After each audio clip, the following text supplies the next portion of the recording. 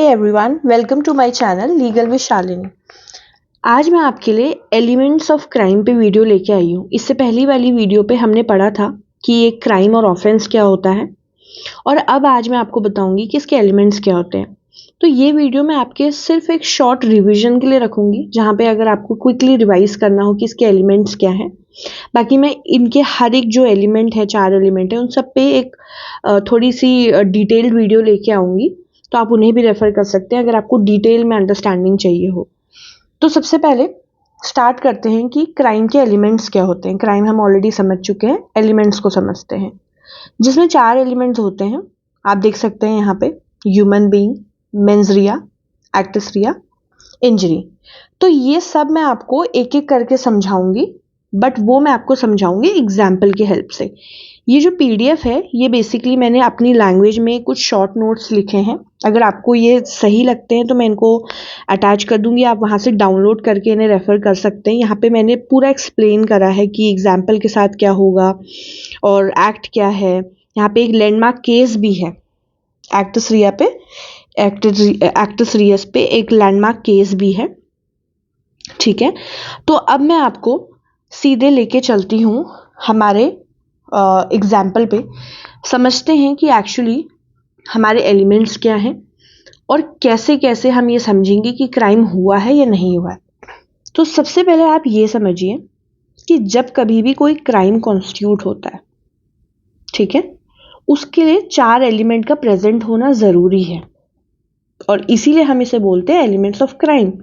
अगर इनमें से कोई एक भी मिसिंग हो जाएगा तो वो एलिमेंट, अगर इनमें से कोई एक भी मिसिंग हो जाएगा तो हम ये कहेंगे कि क्राइम कॉन्स्टिट्यूट हुआ ही नहीं है। ठीक है, तो इसलिए हम अब एक एक करके समझेंगे कि इन एलिमेंट्स में क्या क्या आता है। सबसे पहले आता है हमारा ह्यूमन बीइंग। दैट मीन्स कि ह्यूमन बीइंग के द्वारा और ह्यूमन बीइंग के लिए। ठीक है, human being to human being आप ऐसे समझ लो। ये हो गया हमारा पहला एलिमेंट। ठीक है, सिंपल है। अगर कोई डॉग किसी ह्यूमन बीइंग को बाइट कर लेता है तो वो डॉग पनिशेबल नहीं होगा, डॉग का ओनर पनिशेबल होगा। ये है आपका नंबर 1 एलिमेंट। नंबर 2 एलिमेंट होता है एक्टस रिया। ठीक है, एक्टस रिया का मतलब क्या होता है?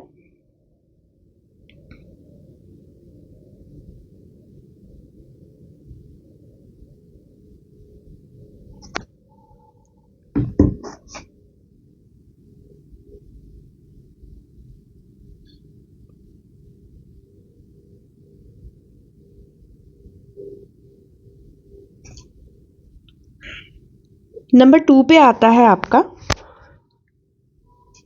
एक्टस रियस। ठीक है, एक्टस रियस का मतलब क्या होता है? कोई एक्ट करना, या फिर ओमिशन भी इसी में आता है। हम सिर्फ ये नहीं कहेंगे कि किसी के एक्ट के करने से अगर कुछ हुआ है तो ही कोई क्राइम कमिट हुआ है, अगर कोई ओमिशन भी हुआ है। ठीक है, ओमिशन के लिए आप रेफर कर सकते हैं मेरी पुरानी वीडियो, उसमें मैंने काफ़ी डिटेल में समझाया है कि ओमिशन क्या होता है। तो ओमिशन भी अगर कॉन्स्टिट्यूट हो रहा है ना, तो भी हम उसे एक्ट ही मानेंगे। ठीक है, तीसरा एलिमेंट क्या है? तीसरा एलिमेंट है मेंस रिया। मेंस रिया का मतलब होता है हमारा गिल्टी माइंड। ठीक है, गिल्टी माइंड का मतलब क्या है? मेरे मन में खराब किसी को लेके गिल्टी माइंड का मतलब ये होता है कि मेरा माइंड गिल्टी है, जिसका मतलब क्या है कि मैं सोच समझ के किसी चीज़ को कर रही हूँ। मुझे ऑलरेडी पता है, मेरे माइंड में ये चीज़ बहुत क्लियर है कि जो मैं करने जा रही हूँ उससे क्या गलत हो सकता है। ठीक है, आप इसे बोल सकते हैं इल इंटेंशन। इल इंटेंशन का मतलब भी यही है कि मेरी इंटेंशन ऑलरेडी खराब है। ठीक है, चौथे नंबर पे आता है इंजरी। इंजरी में ना एक्चुअली आपके 3 चीज़ें कवर होती है। इंजरी में आपकी बॉडी की इंजरी, माइंड की इंजरी, प्रॉपर्टी की इंजरी, तीनों आती है। तो मैं यहाँ पे नीचे समझा देती हूँ आपको।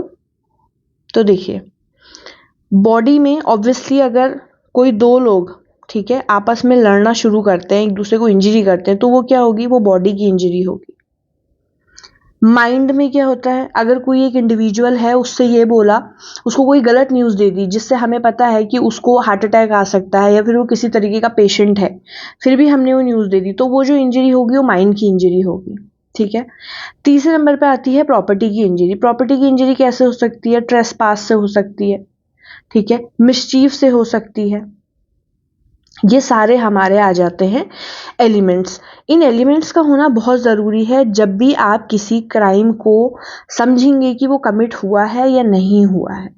और आपको अगर ये बात समझनी है कि क्राइम हुआ है तो आपको हर एक एक एलिमेंट को, ये जितने भी एलिमेंट्स हैं, ठीक है, मैंने आपको जितने भी एलिमेंट्स बताए हैं, इन सारे एलिमेंट्स को डिटेल में समझना होगा। अगर आपको सिर्फ एक ओवरव्यू लेना है तो उसके लिए ये वीडियो सफिशिएंट है, मगर अगर आपको डिटेल में समझना है तो आप एक एक करके मेरी जो वीडियोस हैं उनको अब आएंगे आगे, उनको आप रेफ़र करना। उसमें मैं आपको हर एक एक एलिमेंट को बहुत डिटेल से समझाऊंगी, जिससे आपको क्लियर हो जाएगा कि किस एलिमेंट के प्रेजेंट होने पर हम बोलेंगे क्राइम है और किस एलिमेंट के प्रेजेंट होने पे हम बोलेंगे क्राइम नहीं है। चारों एलिमेंट का होना बहुत ज़रूरी है, बट कौन कौन से वो फैक्टर्स होते हैं इनमें फिर मैं आपको ये भी बताऊंगी, इनसे रिलेटेड जो लैंडमार्क जजमेंट्स हैं, ठीक है, कुछ जो हमारे एलिमेंट हैं उनमें लैंडमार्क जजमेंट भी दी गई है। लैंडमार्क जजमेंट वो होती हैं जहाँ पे ये फाइनल किया जाता है कि अगर इस तरीके की कोई चीज़ होती है तो हम उसे इस तरीके से डील करेंगे।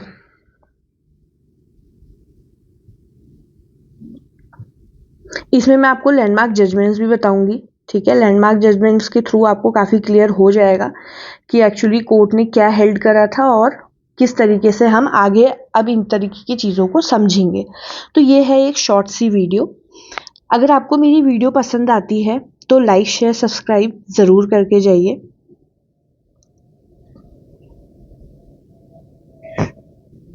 अगर आपको मेरी वीडियो पसंद आती हैं तो लाइक शेयर सब्सक्राइब ज़रूर करके जाइए, इससे मुझे मोटिवेशन मिलता है आपके लिए और सारी वीडियोस लेके आने के लिए। Till then take care, bye bye.